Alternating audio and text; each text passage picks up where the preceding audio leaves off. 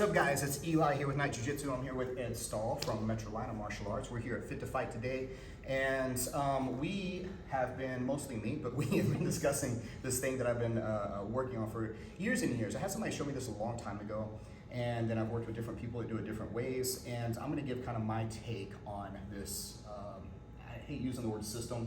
You got to kind of use the word system, but it is. It's like systematizing. Is that a word?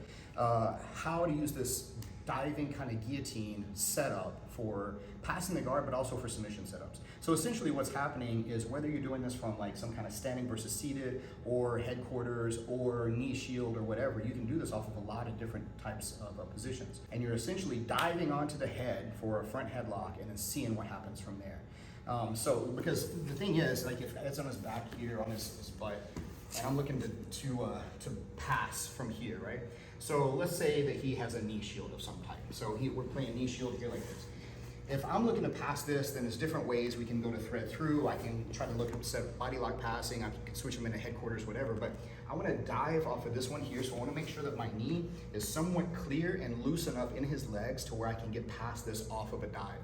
Now, I'm going to try to push his leg down and across so it's a little more scissor sweepish like this rather than trying to open, right? Because like if I push down, he's typically going to open in response. He's going to fight back up. If I try to pull open, he's going to try to close in response. So I'm going to go here, I'm going to smash down, and then I'm going to dive here and try to get to the back of his head. As I do that, I'm rolling over this shoulder and get into this position essentially. Now, this is where the magic happens. Whenever we get to here, I'm gonna be chin strapping, so I wanna get a cup on his jawline over here. You can use a fist or you can use a little cat's paw over here or a whole hand. I'm also holding his tricep open. I'm trying to stretch his arm across my body. The reason for this is that I create the separation here like this, that's gonna typically get a response from him. And once he does give me some kind of response, I can either collapse it to go for a Darce or an Anaconda, or I can maybe roll back for the guillotine or something else, right? So now that you've seen the setup, let's talk about just the principle behind it, and then we'll look at the actual techniques. The principle behind this is that I'm gonna get some kind of reaction. Energetically, there's gonna be three main types of reactions I can possibly get. I'm gonna get direct opposition to what I'm trying to do. That's gonna typically be a little bit more of an unskilled response, but not exclusively. Or I might get them going with the energy of the technique, right? Or I just get them doing nothing, right? In which case I can just do whatever I want. So one of those three reactions, and then based on that, then I get to pick the technique that is going to be most appropriate for the situation that was created from that energy. Having said all that, once we get here, and I'm looking to kind of get past this knee shield, I'm kind of pushing, smushing this leg down here like this. Once I get that response, it's going to clear the path for me to open. I'm going to go to dive, and I'm looking at getting the back of the neck and getting here around the arm. As I dive past here, I get to this position, right? So now once here, couple different things that can happen. One of the most common, I feel like, is the Anaconda choke can happen. Now, so what I'm gonna look to do from here, whenever we get that to the Anaconda choke, is I'm gonna look to turn onto my side here like this, still keeping this arm open. And then as it starts to collapse down, I'm shooting this arm straight in. Now, this may happen that I'm kind of collapsing my arms in to keep his head and his arms smushed together. Bigger, stronger guys, once I collect this and they don't like it, they're gonna start busting out of it. So I'm gonna also bring my leg inside and drop it here on the back of his arm. Notice how deep my wrist is coming through. So I'm going in by his neck, coming out by his armpit. This wrist is nice deep into his armpit here. And then I'm gonna start setting up almost like a rear naked choke style grip, squeeze, and then start pushing my head or my hips inside of the back of his head. So it gets to be a really tight, nasty Anaconda choke. So one more time on that one, because Ed likes it. There we get here. And we got this, I'm gonna kind of smush this down. As he opens, I go to dive through all this position, and I start turning on my side, squeezing my arms together here like this. I'm gonna bring my leg in here, and then I'm gonna start connecting and come in here. So my arm winds up on top of his ribs. I've got this rear naked choke style grip here like this, okay? Anytime that you're doing this, this kind of connection on this grip, one of the most common mistakes, whether it's a rear naked choke, an Anaconda, wherever you would do something like this, one of the most common mistakes is to try to grab with the second hand and then smush all your fingers in there. And it makes for a really weak grip and really painful. There's no reason to do that. So instead, I'm gonna use a loose karate chop and just kind of flop it here to where I'm karate chopping my elbow. And then this one, if it's a rear naked choke, would slide in. But on this one here, I can go like this because it's an Anaconda and it's going to his body rather than the back of his head. He doesn't really get much access to grab my wrist on this one. So that's one way we can attack from there, right? Another way that we can do it from here is sometimes we'll get into this position. As I go to smush this down, I go to dive, boom, here like this.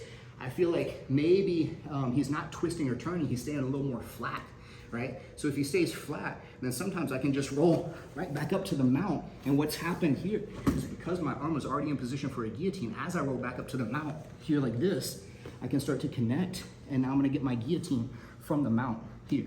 And that's a really nasty guillotine because I'm deep under the back of his head, so his neck is really cranked into the choke. It's really good placement with that, the lower part of the radius here. And then I'm getting the outside grip on the blade of my hand and then squeezing, dropping the hips in, staying posted on my head.